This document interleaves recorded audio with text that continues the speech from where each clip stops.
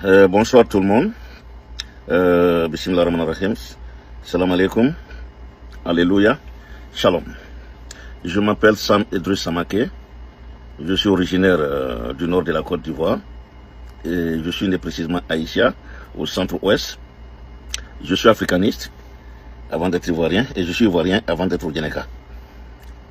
Et aujourd'hui, j'aimerais faire une sortie, comme d'habitude, sur ce que je sais, sur mes propres connaissances, sur la Côte d'Ivoire, l'histoire de la Côte d'Ivoire, et sur ce que je sais aussi sur le président actuel, Alassane Dramane Ouattara, qui est censé être mon neveu. Aujourd'hui, la Côte d'Ivoire est en train d'aller dans une direction, personne ne sait dans quelle direction nous allons, sauf le bon Dieu. Dieu le Tout-Puissant le sait. Et nous voulons que Dieu préserve la Côte d'Ivoire, que Dieu nous préserve. Le Mali a le terrorisme, le Burkina a le terrorisme, le Niger de même, et la Côte d'Ivoire a son terrorisme. Le terrorisme de la Côte d'Ivoire, c'est Alassane Dramane Ouattara, c'est le nom. Notre terrorisme à nous, c'est ce monsieur-là. Alassane doit comprendre que quand on dit trop, c'est trop. Il n'y a que maintenant que les gens le disent. Les gens ne l'ont pas dit. Tu as fait ton premier mandat, personne n'est sorti, personne n'a bronché.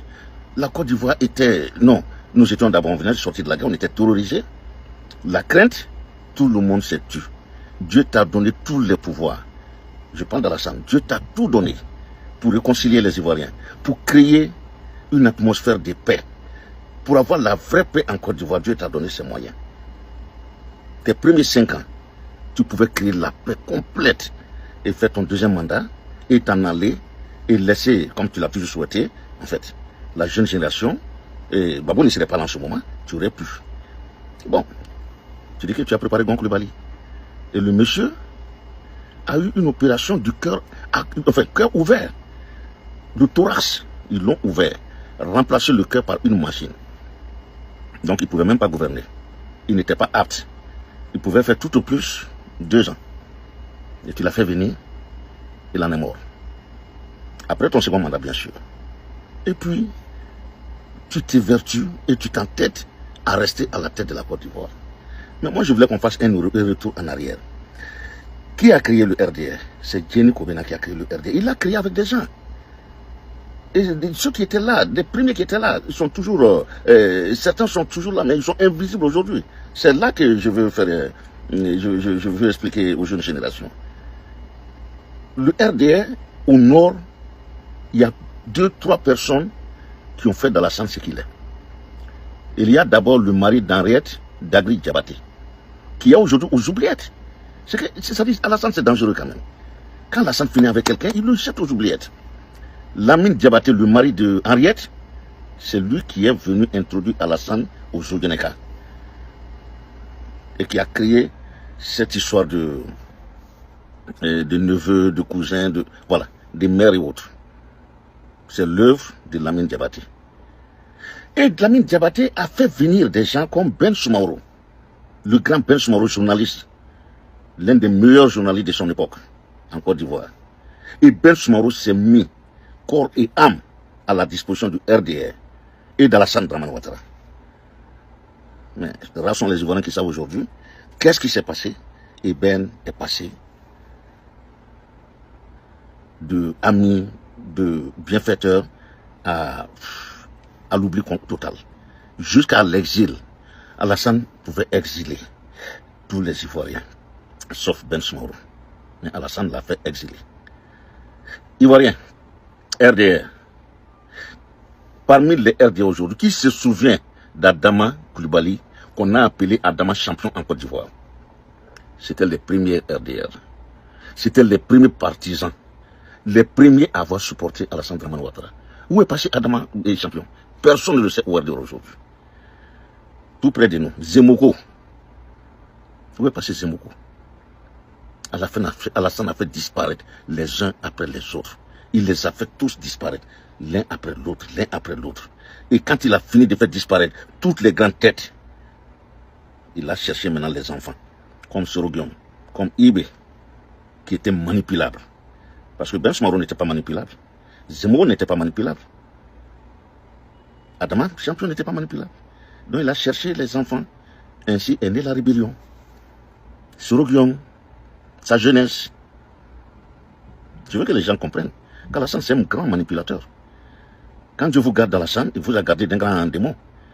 Et Soro Guillaume est tombé dedans. Avec eBay. Et tout ce que vous savez.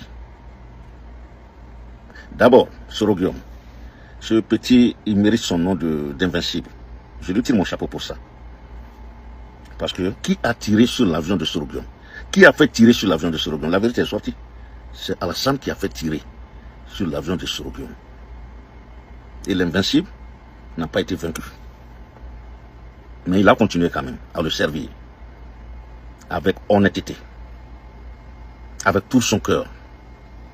Jusqu'au jour où, voulant créer un parti unique dans les années 2000, Alassane a créé un parti unique dans les années 2000. Ce parti unique, les Ivoiriens ne le savent pas, c'est le RHDP. Et Soro lui a dit non, ça ne marchera pas. Nous nous sommes battus, Babou s'est battu pour le multipartisme. Nous l'avons obtenu. Et aujourd'hui, tu veux créer un parti unique? Je ne suis pas d'accord. Voilà la brouille. Ça dit, voilà ce qui les a séparés. Ce petit truc-là, je n'accepte pas le parti unique. Mais c'est à son honneur, Soro Guillaume. Après avoir été ce qu'il a été à l'université de Côte d'Ivoire, tout son parcours, mais il a secondé Babou sur ce plan-là. Babou s'est battu toute sa vie pour qu'il y ait multipartisme, pour qu'il y ait contradiction au niveau politique en Côte d'Ivoire. C'était le combat de Babou. Et il a été rejoint là par Soro. Donc Soro ne pouvait pas accepter le parti unique.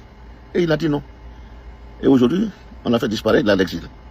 Donc ce que je voulais dire aux jeunes générations et aux Ivoiriens, le RDR a eu des grands mentors. Je répète, Ben Soumaoro était un grand. Et il a cru en Alassane. C'est ceux-là qui ont fait de Alassane ce qu'il a en Côte d'Ivoire. Les Ben Soumaoro, les Zemmour, les Adama Champion. Et aujourd'hui, où sont-ils? Ils ont tous disparu. Ils sont tous passés à la trappe. Bon, ça c'est ce qui s'est réellement passé. Mais maintenant, Dieu t'a donné toutes les cartes pour réconcilier les Ivoiriens. Toutes les cartes, sans exception. Alassane a eu toutes les cartes pour nous réconcilier. Dieu lui a tout donné. Mais là, je fais une erreur. Quand je parle toujours de Dieu, puisque j'ai l'impression que Alassane ne croit pas en Dieu. Et c'est là mon problème avec les imams. Parce qu'il faut suivre celui qui croit en Dieu. Mais vous suivez quelqu'un qui ne croit pas en Dieu. Qui ne fait que verser le sang des innocents. Mais moi, à la place d'Alassane, le petit dont ils ont coupé la tête, ils ont joué ballon avec. Il faut ça pour que tu te maintiennes au pouvoir. Qu'on coupe la tête d'un individu. On en fait une balle, un ballon. C'est pas possible. Il faut être sanguinaire. Il faut être sans cœur. Et aujourd'hui, tu veux un 4e mandat.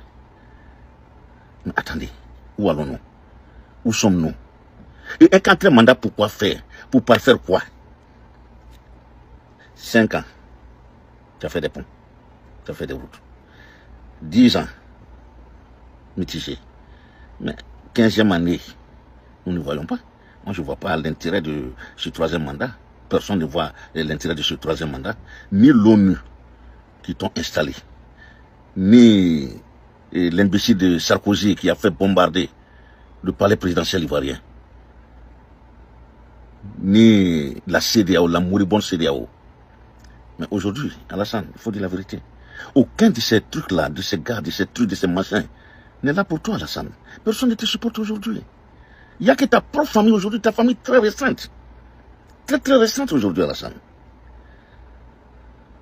Dans cet entourage dont je parle, de tous ceux qui ont brillé, tout le monde, tu as éteint les gens un à un. L'un après l'autre, tu as éteint tout le monde autour de toi. Tout le monde, tu as éteint tout le monde. Après les Ben Soumaoro, tu as éteint Bon Coulibaly.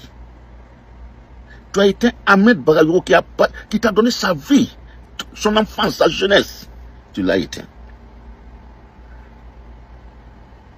Le stupide cimetière, tu l'as éteint aussi. Et aujourd'hui, quels sont ceux qui sont autour de toi qu'on connaît? Moi, je connais 2 personnes, 2 femmes. Il y a Ouloto, les langues commencent à se délier. Je ne parle pas, je ne dis pas tu as des sexes avec ces dames-là, non. Mais elles t'ont apporté d'autres choses, des renseignements. Oui, Ben Soumaoro est passé par là, au loto. Et Kandia, je ne vais pas dire le nom. Mais il y a des soupçons, des gens en parlent. Et les langues vont se délier. Donc aujourd'hui, il n'y a que Kandia et Ouloto autour de toi parmi les anciens. Il n'y a pas de nouveau aujourd'hui que je vois. Mais montrez-moi qui est nouveau autour d'Alassane aujourd'hui. Son petit frère, qui n'a jamais fait de politique, Ténébraïma, il n'avait jamais fait de politique. Jusqu'à l'avènement de son frère, il était africain. Il n'a jamais rien dirigé, il n'a jamais rien fait.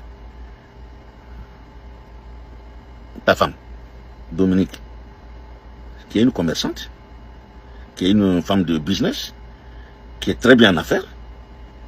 En affaires, elle est hors pair, on le sait. Mais pas dirigeant politique. Mais c'est aujourd'hui ceux-là qui sont autour de toi.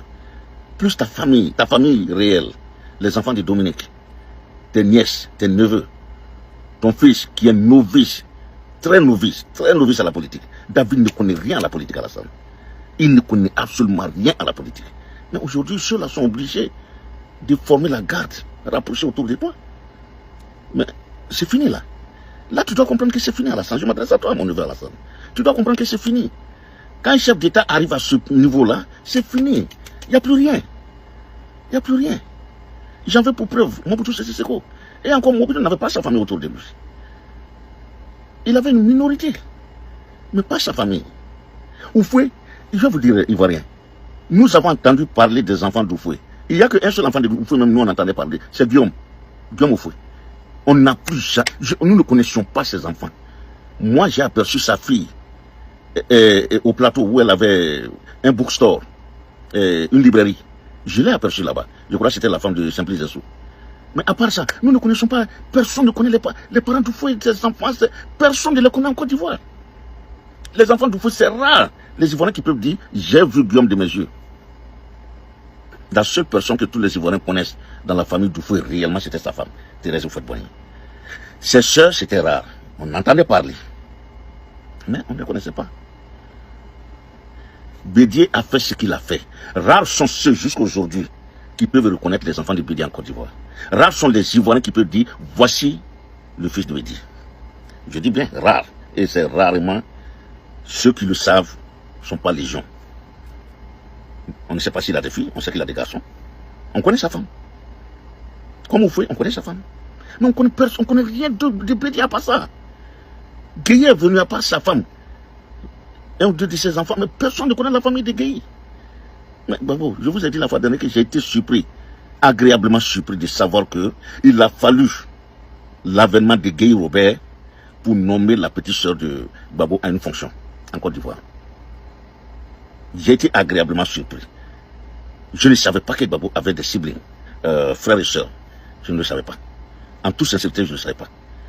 Mais il a fallu qu'elle-même le dise. Et Babo a fait tout ce temps, ces 2 ans réels au pouvoir, parce que Babo n'a fait que 2 ans au pouvoir, sans nommer jamais un de ses proches à quelque poste que ce soit. Babo ne l'a pas fait. Mais aujourd'hui, la Côte d'Ivoire est gérée par Alassane et sa famille. C'est dangereux. C'est très dangereux. Aujourd'hui, tous ceux qui étaient RDL, les moutons, aujourd'hui sont devenus des cabris. En tout cas, ils sont en train de changer aujourd'hui. Les moutons ont beaucoup changé. Sauf quelques rares moutons dont mon fils fait partie. Les moutons ne changent pas. Mais beaucoup aujourd'hui, quand je discute avec eux, ils disent qu'en sourdine, Sam, tu es en train de mener le bon combat. Mais nous autres, on ne peut plus. On ne peut rien dire. On a peur de nos familles. Et aussi, on a honte même aussi. Parce que comme je dis, les Djoula, les Zodineka, c'est-à-dire que vomir et ramasser, non, c'est trop sale. Nous, on ne le fait pas. Donc, ils préfèrent se taire. Et c'est dans les urnes aujourd'hui qu'ils vont faire payer à Alassane. Mais Alassane n'a pas besoin d'urnes aujourd'hui. Le président Gbagbo l'a dit, il n'y aura pas de 4e mandat. Soura a dit, il n'y aura pas de 4e mandat. Thiam a dit, il n'y aura pas de 4e mandat. Je crois que Thiam s'est mitigé. Mais il n'y aura pas de 4e mandat. Donc, qu'Alassane sorte par la grande porte, il est toujours temps pour lui de sortir par la grande porte. La porte s'est rétrécie, mais il est toujours possible de sortir par un battant, parce qu'il y a 2 battants dans cette porte-là. Il y a un battant qui est fermé maintenant, il reste un autre battant. Nous sommes à 2 mois. Si en 2 mois, nous sommes à ce stade, c'est qu'il n'y aura pas d'élection en Côte d'Ivoire. Il n'y aura pas d'élection en Côte d'Ivoire. Et s'il n'y a pas d'élection, bon, cela nous fait penser à quoi? Un coup d'État. Mais maintenant, prions que ce ne soit pas un coup d'État téléguidé de Paris. Que ce soit des patriotes, des vrais patriotes, des vrais africanistes qui reviennent, qui viennent du moins, et qu'on rejoigne l'AES. C'est tout ce qui nous importe aujourd'hui. C'est notre seule porte de sortie honorable aujourd'hui. C'est la seule chance pour la Côte d'Ivoire aujourd'hui, si elle veut rester leader, de rejoindre l'AES. Notre leadership dépend aujourd'hui de notre adhésion à l'AES. Je vous le dis, et c'est la vérité. La survie de la Côte d'Ivoire aujourd'hui dépend de l'AES. Je l'ai expliqué la fois dernière.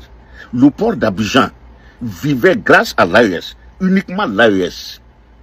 Et nous n'avons pas ça aujourd'hui. Nous vivions, parce que nous vendions l'électricité au Mali, au Burkina. Aujourd'hui, Alassane nous a enlevé dans tout ça. Alassane a fait trop de mal à la Côte d'Ivoire. Ce monsieur a fait trop de mal à la Côte d'Ivoire. Mais moi, je pense que Gbagbo, Soro, c'est-à-dire vous devez créer aussi les conditions pour qu'il s'en aille dans la paix, mais il ne veut pas cette paix. Il ne veut pas aller en paix. Qu'allons-nous faire? Qu'est-ce qu'il faut faire? C'est ma question. What we have to do? What we should do now? What we should do? Ivorian people, what we should do? Que devons-nous faire? La question reste posée. Seul Dieu sait où nous allons. Mais je crois que Dieu aura beaucoup pitié de nous. Yeah, Dieu aura beaucoup pitié des Ivoiriens. Parce que nous n'avons rien fait pour mériter ça. Nous avons tout fait pour éviter ça. Le président Gbagbo a tout fait. Tout ce qui est impossible pour éviter ça. Non, Alassane, tu es ingrat. Yeah, tu es ingrat, Alassane. Tu as demandé un certificat de nationalité. Gbagbo te l'a donné rapidement, il a téléphoné à son mené, donné à Alassane par nationalité, son passeport diplomatique. Tu as demandé un passeport diplomatique. I'm so sorry. Il t'a fait signer et il te l'a donné. Tu as demandé pour ta propre mère. Gbagbo a donné les moyens et le passeport diplomatique à ta maman. La nationalité. Il s'y est impliqué. Cerise sur le gâteau. L'article 48. Expressement. Il l'a fait. Se déplacer à la Pretoria avec toi, Bédié, Alassane. Et c'est ce monsieur-là aujourd'hui que tu veux tuer? C'est ce monsieur que tu veux enterrer? Et c'est ce monsieur-là que tu ne veux pas qu'il revienne au pouvoir?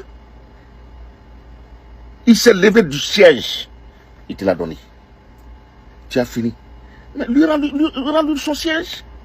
Ou bien aide-le à s'asseoir. Tu ne l'as pas fait. Tu l'as promis à Bédié. Il en est mort. Tu as dit à Thiam que tu ne te présentais pas. Et le petit t'a remercié. Si tu ne te présentes pas, je me présente. Et tu viens lui dire encore que tu te présentes. Mais où allons-nous, Alassane? Tu dis tu t'es réuni, tu dis tu t'es réuni, tu dis tu t'es réuni. Mais attendez. Attends. C'est-à-dire que le problème est que l'Ivoirien même ne sait plus qui est Alassane. Personne ne sait qui est Alassane. Personne ne sait aujourd'hui réellement qui est Alassane. Il n'a jamais tenu parole. Il a toujours régné ce qu'il a adoré, ce qu'il a dit. Il n'a jamais été reconnaissant envers le président Houphouët-Boigny qui l'a fait venir. Personne ne le connaissait avant 90. Avant 90, personne ne connaissait l'existence de Alassane Dramane Ouattara. Personne ne le savait. Et Gbagbo qui t'a fait ça, et voilà comment tu le récompenses aujourd'hui. Peut-être que finalement, Bédié avant votre alliance, Bédié avait raison. Pour ta santé, finalement, on dit que Bédié avait raison. Parce que, avec Bédié, bon, tu ne serais jamais arrivé au pouvoir. Mais Gbagbo n'a pas voulu ça. Mais Gbagbo, c'est un pacifique. C'est un vrai patriote, Gbagbo. Gbagbo aime profondément la Côte d'Ivoire. Et les Ivoiriens. Ivoiriens, je vous le dis. Je supporte ce monsieur parce qu'il est profondément humain. Il est très humain, ce monsieur. Il aime profondément la Côte d'Ivoire. Il aime profondément les Ivoiriens. Son amour pour la Côte d'Ivoire n'a pas de limite, n'a pas d'égal. C'est pourquoi il a évité la catastrophe. Imaginez, si Gbagbo n'avait pas accepté de signer ce décret qui a permis à Alassane de se présenter en 2010, qu'est-ce que la Côte d'Ivoire aurait subi? D'abord, le pays était partagé en deux. Mais c'était fini là. Peut-être que le Burkina aurait englobé, parce que Blaise n'allait jamais quitter le pouvoir. Le Burkina aurait englouti aujourd'hui cette partie du nord de la Côte d'Ivoire. Et je vous le dis, le Burkina l'aurait englouti. Parce que c'était réellement le dessein de Blaise. Et c'est ce que Blaise recherchait en fait. Et ça allait être une autre configuration aujourd'hui en Afrique de l'Ouest. Parce que si on ne se bat pour une Côte d'Ivoire unifiée, mais c'est dire que la Côte d'Ivoire était intacte. Elle ne serait pas intacte aujourd'hui. La Côte d'Ivoire serait un petit territoire aujourd'hui. Mais grâce au président Laurent Gbagbo, la Côte d'Ivoire est intacte. Il faut que les Ivoiriens le sachent. Il faut qu'on se rappelle de cela. Et c'est en cela que je dis que Gbagbo mérite. D'autres voient aujourd'hui, Gbagbo il marche lentement. Attendez. Quand vous dites ça, mais regardez Trump. Trump doit être plus âgé que Gbagbo. Ou bien Gbagbo âgé que lui, mais écoutez. Le président américain de tous les temps, le meilleur de tous les temps, c'était Ronald Reagan. Il est venu au pouvoir à quel âge? Il avait, je crois, 15 ans passés. Et il est resté jusqu'à quel âge? Il a fait ses 4 ans. Comprenez ça? Ce n'est pas l'âge qui gouverne, c'est l'intelligence qui gouverne. Si c'était l'âge, la France serait l'un des meilleurs pays aujourd'hui, mais grâce à l'imbécile, au minable Macron aujourd'hui, l'Afrique de l'Ouest prend son envol, prend son indépendance totale. Grâce au minable qui est en France aujourd'hui. Et sincèrement, je suis content qu'il soit venu en France. Parce qu'avec des gens comme Chirac, comme Mitterrand, comme Giscard, jamais l'Afrique ne saurait se libérer. C'était impossible. Mais grâce au minable Macron, c'est vrai, il est minable, mais il est salutaire. C'est un minable salutaire, ou un salutaire minable, qui a fait aujourd'hui que le Mali, le Niger et le Burkina aujourd'hui, voilà, ont eu leur indépendance totale. Totale. Leur indépendance totale. Ils sont tellement indépendants que le Mali a arraché la plume que la France possédait à l'ONU pour elle. Et nous aujourd'hui, jusqu'à présent, c'est la France qui doit décider pour nous. Je ne sais pas si les Ivoiriens comprennent ça, si les Ivoiriens, enfin la jeunesse sait de quoi je parle. À l'ONU, je vous explique ça, c'est tellement bête. Si la Côte d'Ivoire a quelque chose à dire, c'est pas la France que nous devons passer. C'est la France qui doit prendre le but pour nous. Nous, on suggère, et la France écrit ce qu'elle veut. Et c'est elle qui introduit ça, pour dire que voilà ce que la Côte d'Ivoire demande. Voilà les requêtes de la Côte d'Ivoire. Vous trouvez ça normal? C'est ce que nous combattons aujourd'hui, nous les africanistes. Et le Mali n'est plus dans ça, le Burkina n'est plus dans ça, le Niger, ils vont emporter le pas, ils ne sont pas dans ça.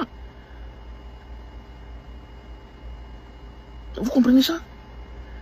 Mais moi je ne vois pas le Mali et enfin l'Angleterre ou machin parler à la place du petit Qatar, du petit Koweït. Ils ne sont pas dans ça. Mais jusqu'à présent, nous, Africains, des grands pays d'Afrique comme nous, c'est la France qui doit aller parler à notre place. Que nous on appelle le porte-plume, qui doit faire des discours pour nous. Et eux, ils écrivent, et puis ils peuvent donner à nos gars de lire.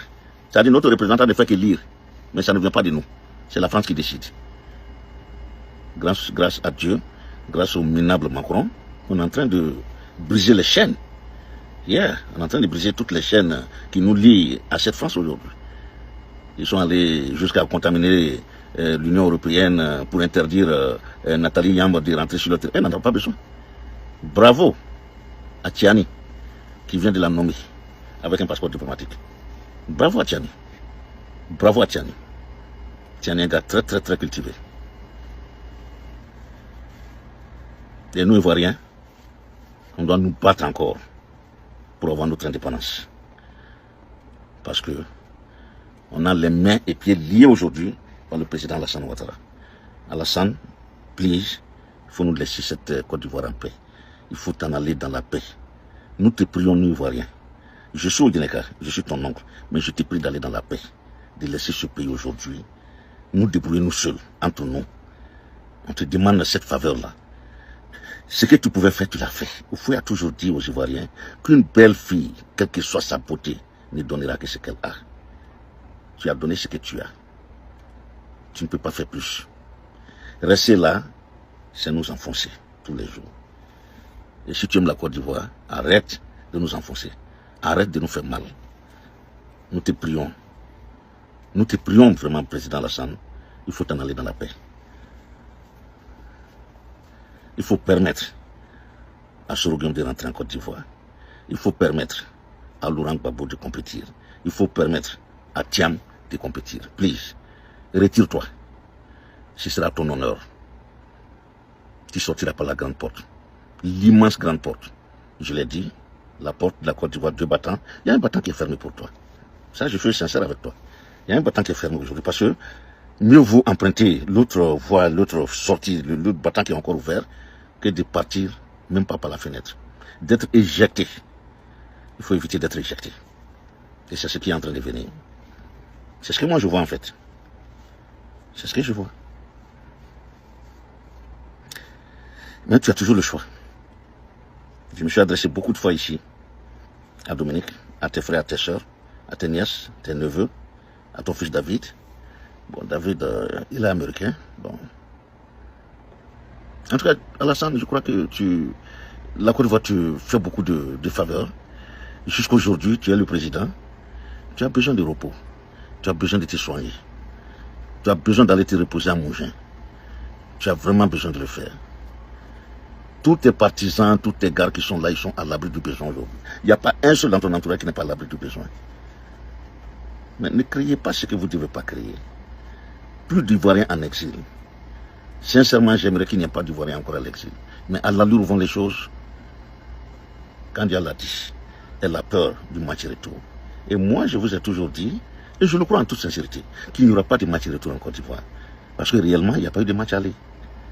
Pour moi, il y a eu des incompréhensions. Mais maintenant, nous devons tout faire pour créer les bonnes conditions d'une très bonne compréhension entre Ivoiriens. Ivoiriens du Sud, du Nord, du Centre, de l'Ouest, de l'Est. Sincèrement, nous devons tout faire aujourd'hui pour créer les conditions d'une bonne vie entre frères. Nous qui sommes à l'extérieur aujourd'hui, la diaspora, on a envie de rentrer, de venir partager nos expériences. Nous avons envie de venir partager l'expérience que nous avons acquise ici. Et nous avons acquis beaucoup d'expérience. L'Afrique a besoin de ça, la Côte d'Ivoire a besoin de ça. Mais on a tenu de rester ici, parce qu'il y a une minorité qui nous demande de rentrer. Et cette minorité aujourd'hui doit comprendre que l'immense, la très très très immense, la trop même immense majorité réclame autre chose aujourd'hui. Nous avons vécu du fautisme. L'alassanisme est en train vraiment de nous perdre. Et nous voulons sincèrement rééquilibrer la barre. Alassane, please, please, il faut nous laisser notre Côte d'Ivoire. Please, Alassane, please, nous te supplions de partir la tête haute pendant qu'il est encore temps. Parce que dans 2 mois, c'est tout près. 2 mois, c'est à côté. Tout le monde a parlé. Tout le monde a parlé. Je souhaite, du plus profond de mon cœur, que l'appel de quelqu'un te touche. Please, que Dieu fasse que tu sois touché par tous les appels, ou au moins un seul appel, et que tu rebrousses chemin, et que tu laisses la Côte d'Ivoire en paix. C'est notre prière. Shalom.